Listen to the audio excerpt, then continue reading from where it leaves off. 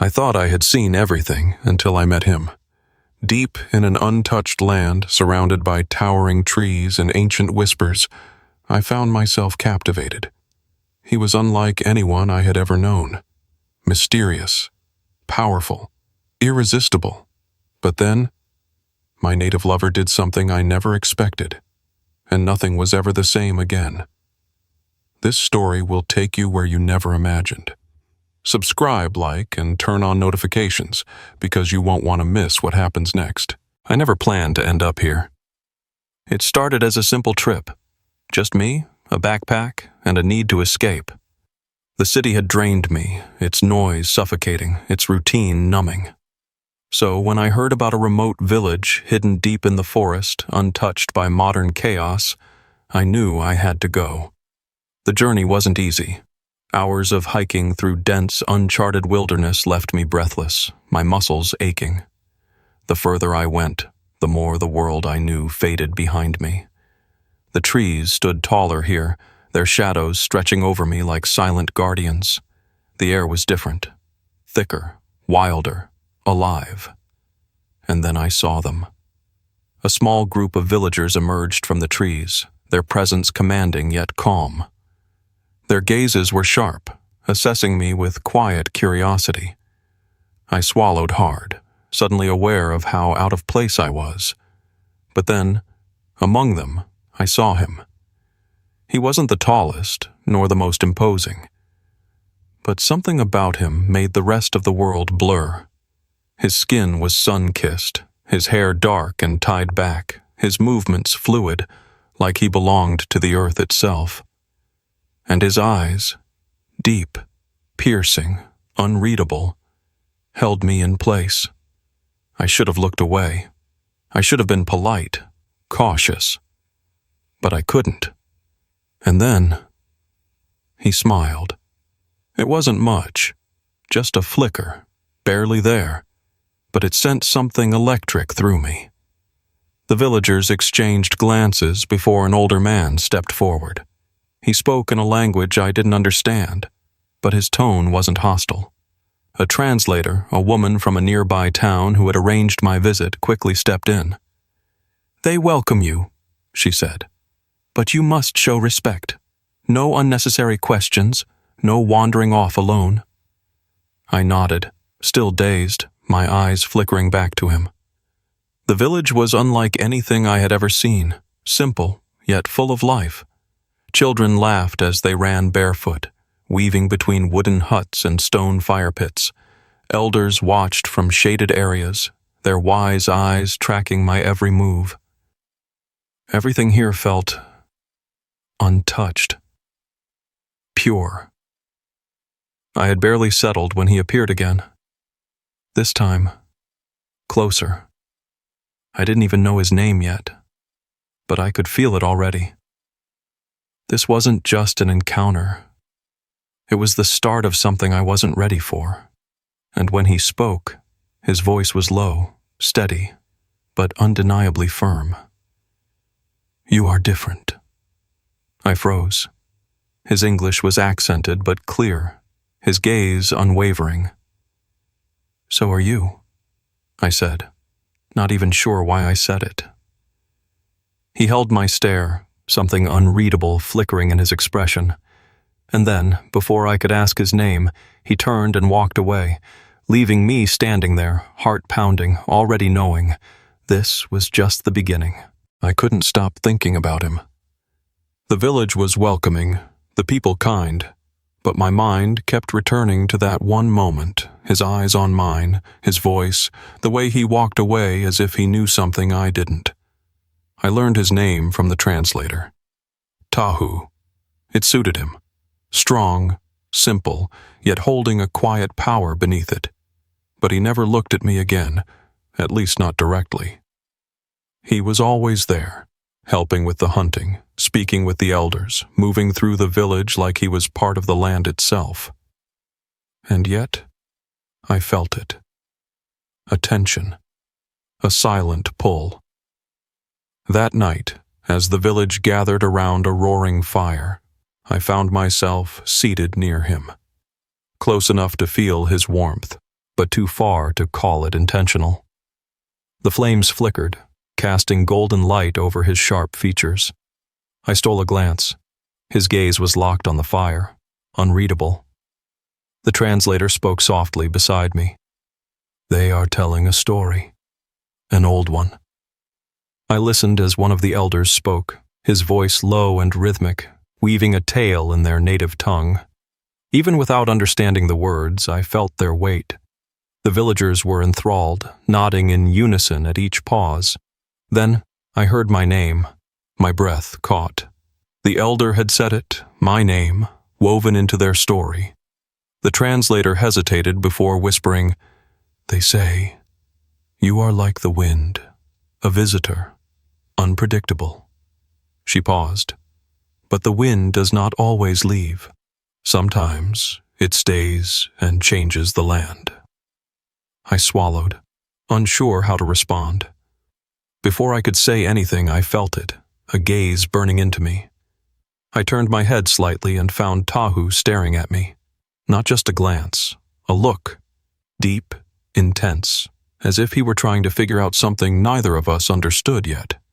I held his gaze, heart pounding, and then he smirked. It was subtle, barely there, but it was enough.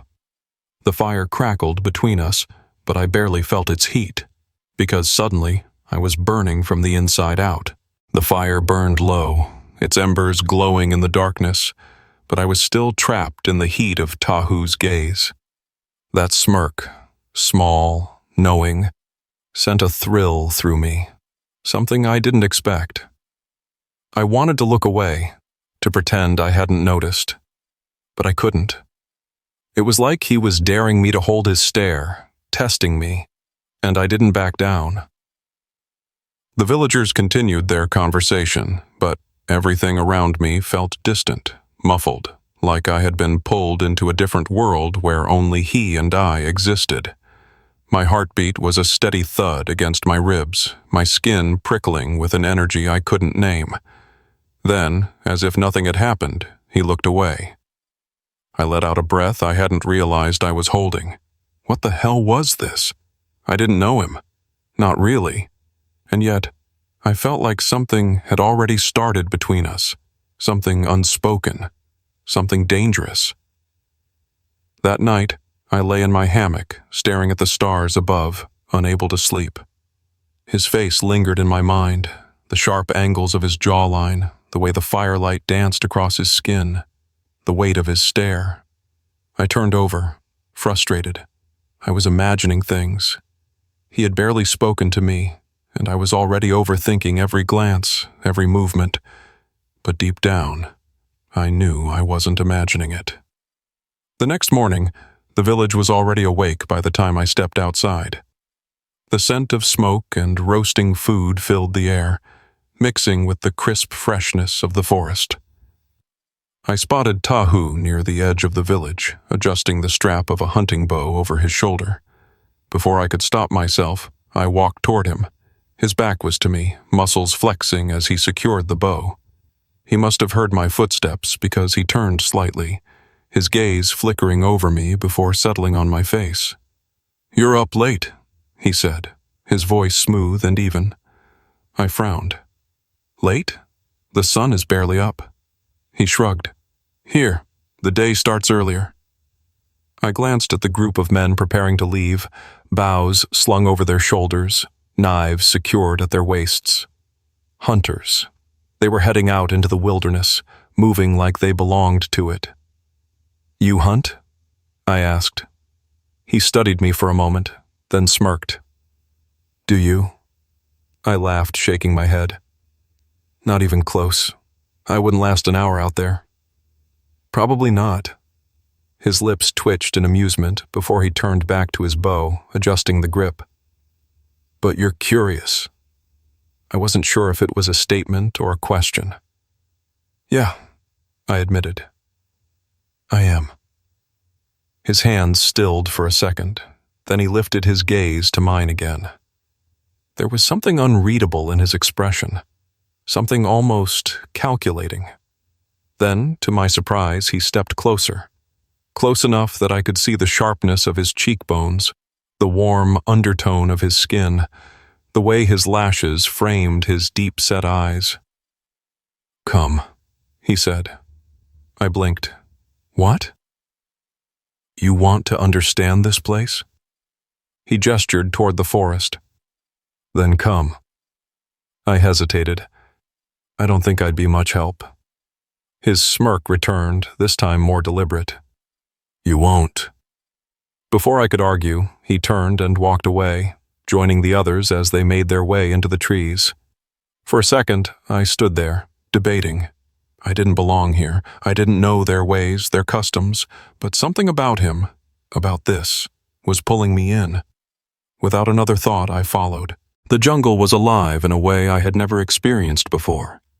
The air was thick, buzzing with the sounds of unseen creatures. Every step I took felt deliberate, careful. Tahu moved differently. Where I stumbled over roots and uneven ground, he walked smoothly, barely making a sound. He was at home here, his body relaxed, his senses alert. At some point, he glanced back, watching me struggle over a fallen branch. "You walk too loud," he murmured. "Yeah, well, I don't usually walk through forests hunting things," I muttered. He chuckled under his breath. "No, you don't." His amusement should have annoyed me, but instead it sent a strange warmth through me. I wasn't used to this, being challenged, being pushed, and yet I liked it. We stopped near a clearing, where one of the hunters signaled for silence. Everyone froze, their bodies tense, eyes scanning the trees. I held my breath, trying to understand what they had sensed. And then Tahu was next to me. I didn't even hear him move, but suddenly he was there, close. His shoulder brushed mine as he leaned in, his voice barely above a whisper.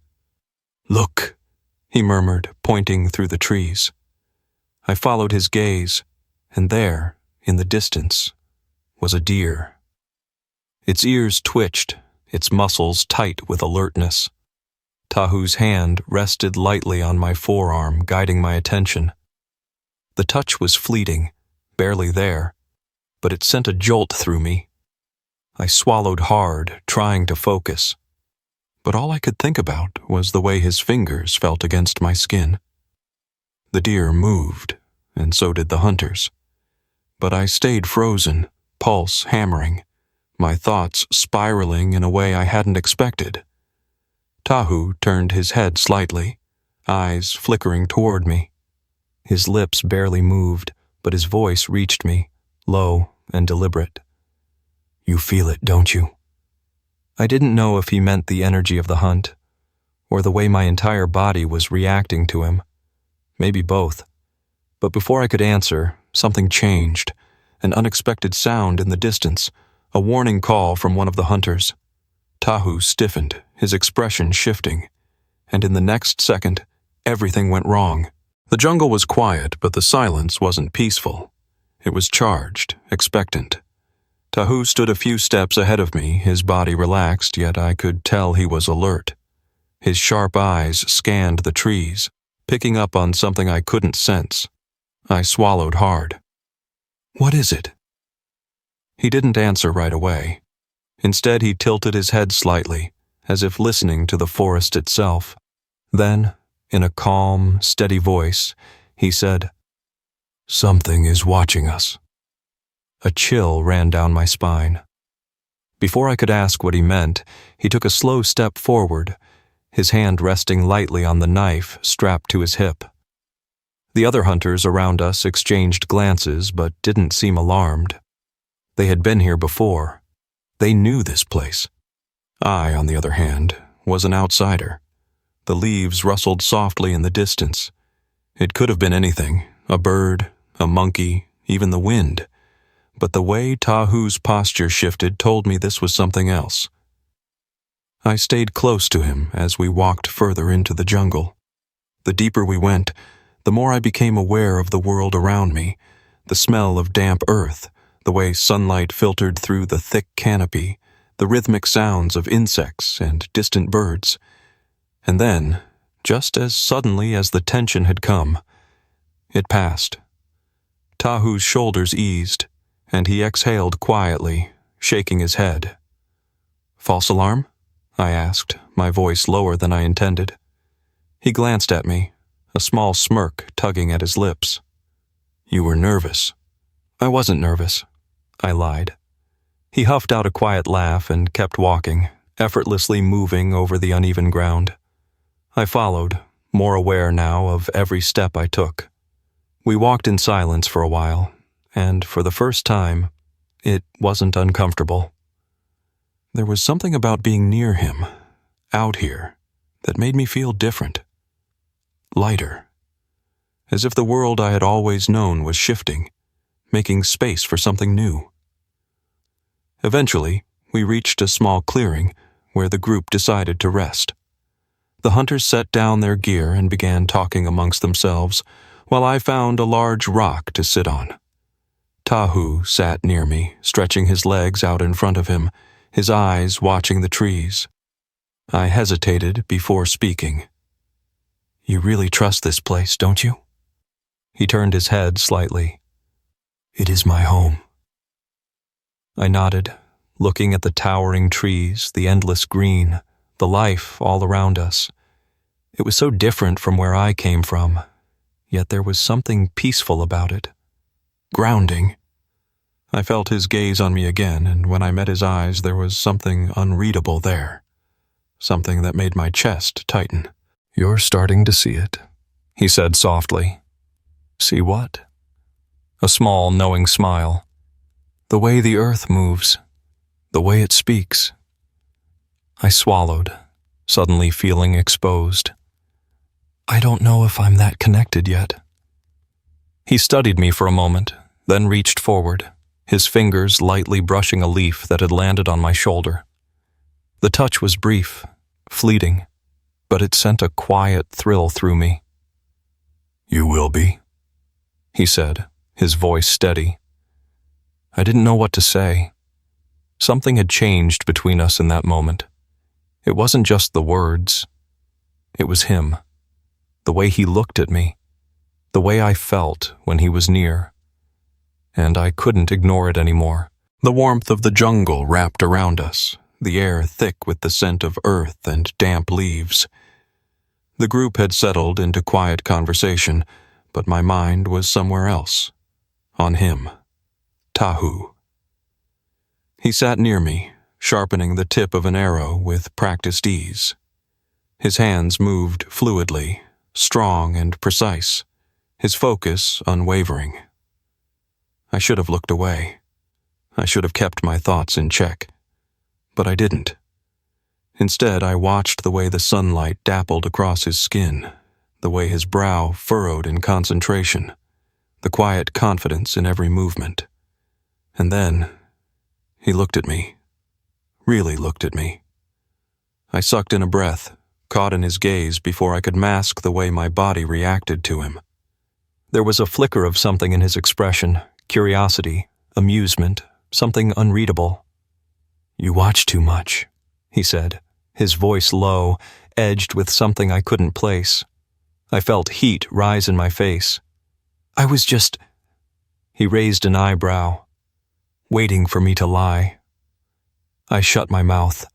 A smirk tugged at the corner of his lips, but he didn't push further. Instead, he set his arrow down and stood, stretching his arms above his head. The smooth pull of his muscles was distracting, and I hated that I noticed. "Come," he said, already walking. "I want to show you something." I hesitated for half a second before getting up to follow. The others paid no attention as we slipped into the trees, moving away from the clearing. The sounds of the jungle surrounded us, birds calling overhead, the distant hum of insects. I didn't ask where we were going. I just followed. Tahu moved like he belonged here. Every step he took was deliberate, effortless. Meanwhile, I was still getting used to navigating the uneven ground. At one point, I tripped over a root, barely catching myself before face-planting into the dirt. He chuckled. "City boy." I shot him a glare. "I'm doing fine." He didn't argue, but the smirk didn't leave his face. After a few more minutes of walking, we emerged into a small clearing. The sun filtered through the trees, casting golden light on the moss-covered ground. At the center of it all was a river, its water clear and shimmering. I let out a breath. "Wow." Tahu stepped forward, crouching near the edge of the water. He ran his fingers through the surface, watching the ripples spread. Then, without hesitation, he pulled off his shirt and tossed it aside. I barely had time to process what was happening before he stepped into the river, the water rising up to his waist. He turned to me, eyes glinting. "You coming in or not?" My brain short-circuited. I had no good reason to refuse. It was warm. The water looked inviting, and Tahu clearly wasn't giving me an option. But there was something else. Something about him, that felt like stepping into unknown territory. Still, I couldn't say no. I kicked off my boots and peeled off my shirt before wading into the water. The cold sent a shiver up my spine, but it was refreshing. By the time I reached Tahu, the river was up to my chest. For a moment, we just stood there, the water swirling around us. The jungle was alive with sound, but between us, it was quiet. Then, in a move so casual it nearly knocked the air out of me, Tahu reached forward and pushed wet strands of hair from my forehead. I froze. The touch was barely there, light, unhurried. His fingers lingered just a second too long before he pulled away, his expression unreadable. My heart pounded in my chest. What was that? "Tahu." My voice was barely a whisper. He met my gaze, something flickering in his eyes. Then, in the same calm tone as before, he said, "You feel it too, don't you?" The words hit me like a shockwave. I opened my mouth, but nothing came out. Because I did feel it. I had been feeling it since the moment I arrived. The tension, the pull, the way my stomach twisted every time he looked at me. He stepped closer, the water shifting between us. His voice was steady, but his eyes searched mine as if waiting for something. And for the first time, I didn't want to run from it.